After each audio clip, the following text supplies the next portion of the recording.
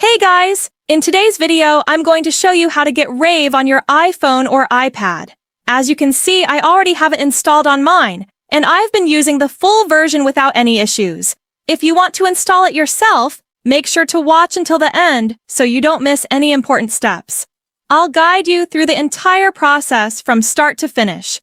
Grab your device, and let's get started. Before we begin, we need to change a couple of settings on your device. Open Settings, go to General, then tap Background App Refresh. Make sure it's set to Wi-Fi or Wi-Fi and mobile data so everything works properly.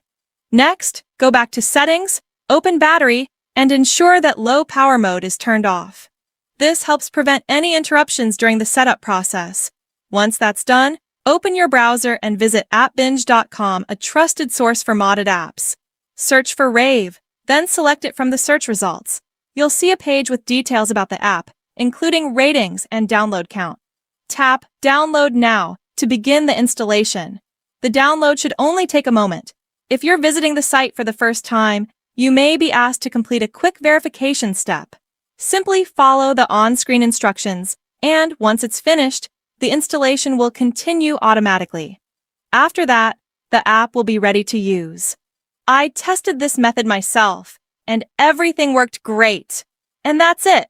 The entire process for installing Rave on your iPhone or iPad. Thanks for watching all the way to the end. If you found this video helpful, be sure to leave a like and subscribe for more tutorials. If you have any questions or run into any issues, leave a comment below and I'll do my best to help. Thanks again for watching, and I'll see you in the next video.